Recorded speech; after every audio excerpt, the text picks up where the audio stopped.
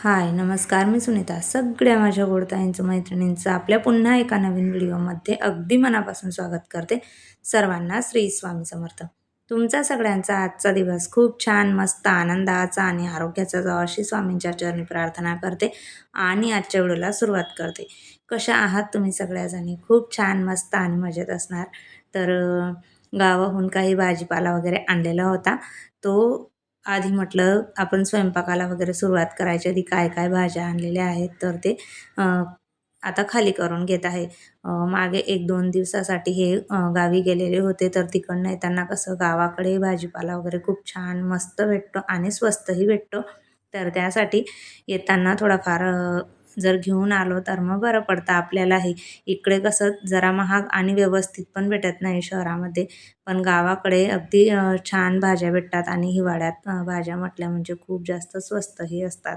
तर त्यासाठी मग मेथीची भाजी, काही याची पालक शेपू पालकची भाजी, आपल्या शेवग्याच्या शेंगा, टोमॅटो वगैरे, वांगे अशा बऱ्याचशा भाज्या आहेत ना, गावाहून आणलेल्या होत्या. आणि इकडच्यापेक्षा बऱ्याचशा स्वस्तही मिळालेल्या होत्या. काही घरी होत्या.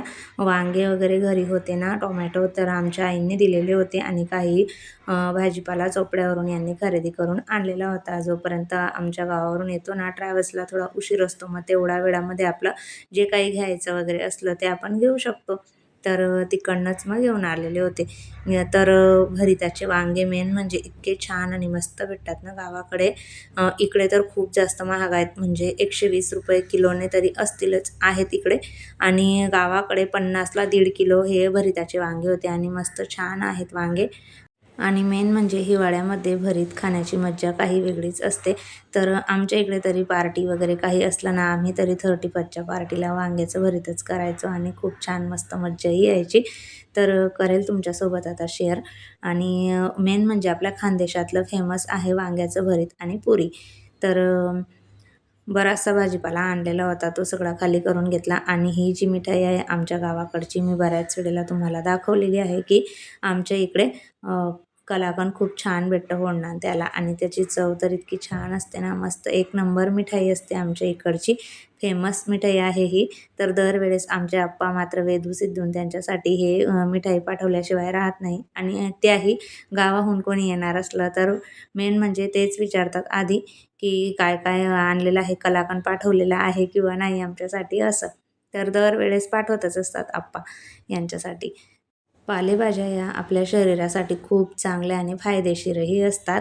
पण त्या निवडण्याला तितकाच मात्र मोठा तामझाम असतो. कारण बराचसा वेळ लागून जातो सगळ्या भाज्या निवडण्यामध्ये आणि ठेवण्यामध्ये. तर मग मी काय केलं, आधी सुरुवातीला म्हटलं सगळं काही खाली करून घेते आणि भाज्या आहेत ना पूर्ण निवडून वगैरे स्वच्छ करून कॉटनच्या कपड्यामध्ये जर व्यवस्थित आपण किंवा पेपरमध्ये गुंडाळून ठेवल्या ना डब्यामध्ये, तर 2-4 दिवस तरी त्यांना टेन्शन नाही. आणि निवडून न ठेवता तशीच जर ठेवली मात्र दुसऱ्या दिवशी भाजी आपली कामातून जाते. त्यामुळे वेळच्या वेळी पालेभाज्या या निवडून स्वच्छ करून व्यवस्थित ठेवाव्या लागतात. हा पोकळा आहे, पोकळ्याची भाजी आहे ही. इकडे बऱ्याच लोकांना पोकळ्याची भाजी काय असते ते काही माहीत नाही आहे, पण आमच्या इकडे मात्र पोकळ्याची भाजी खातात आणि खूप चांगलीही लागते. मस्त छान कोरडी केली ना, कांदा वगैरे कट करून तर मस्त लागते आणि पोकळ्याचं पाणीही खूप छान लागतं. सगळ्या भाज्या निवडण्यामध्ये मला कमीत कमी 1.5-2 तास माझे गेले.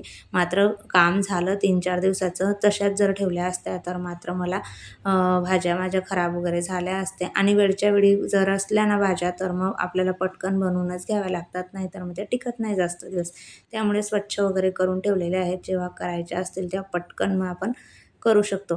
आधीही मी घरामध्ये मेथी आणून ठेवलेलीच होती, तीही शिल्लक होती. आता ती आधी बनवून घेईल म्हटलं आणि मग नंतर आताची आणलेली मग नंतर आपल्याला बनवता येईल. तर वांगे आणलेले होते गावावरून, बघू शकता तुम्ही किती काटेरी वांगे आहेत. तर खूप काटे होते त्यांना आणि आतून एकही बी नव्हती. इतके कोवळे आणि मस्त वांगे होते ना हे.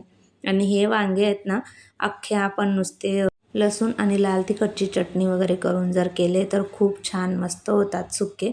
तर मग मी इथे लसूण अगोदर ठेचून घेते आणि त्यामध्ये लाल तिखट, धना पावडर वगैरे किंवा आपलं हळद हे सगळं मिक्स करून मग करून घेणार आहे मसाला. नाही तर मग थोडी भाजी कशी ग्रेव्ही वगैरे होऊन जाते जर लाल तिखट, धना पावडर थोडंफार त्याच्यामध्ये ॲड केलं तर.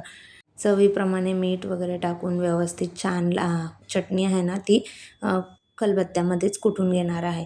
आणि हे वांग्यांमध्ये आधी मी मीठ लावून घेतलेलं होतं, नाही तर मग ही जी चटणी आहे ना तीही भरून घेतली तरी पण चालते, पण मी वांग्यांना फक्त आतून मीठ वगैरे लावून घेतलं आणि तशीच मग भाजी बनवायला सुरुवात केलेली होती. तेलामध्ये आधी जिरं घातलेलं आहे, राई संपलेली आहे म्हणून फक्त जिरं घातलं आणि वांगे टाकणार आहे. तेलामध्ये मस्त छान वांगे आपले परतवून घ्यायचे आणि त्यानंतर मग ती चटणी जी बनवलेली होती ना ती याच्यात घातलेली आहे आणि छान व्यवस्थित असं मिक्स करून घ्यायचं. मीठ वगैरे सगळं काही एकदाच आपण लाल तिखट जेव्हा लसूणमध्ये बारीक करताना घातलेलं होतं, त्यामुळे वरून काहीच घालायची गरज पडत नाही. गरम मसाला तेवढा घालायचा राहून गेलेला होता.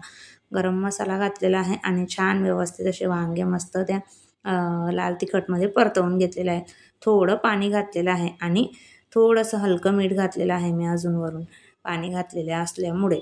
तर पाणी नाही घातलं ना, नॉर्मल थोडं जरी घातलं तरीसुद्धा भाजी खूप छान आणि मस्त होते. अगदी लगेच शिजून गेले, कारण वांगे आहेत ना खूप जास्त कोरडे होते, त्यामुळे ते पटकन शिजले. आणि मेथीची भाजी इथे करून घेणार आहे, कारण तुम्हाला सांगितलंच की आधी ची पण मेथीची भाजी माझ्याकडे होती. मग परत जास्त होऊन जाईल म्हटलं, वेळच्या वेळी जर नाही संपवली तर.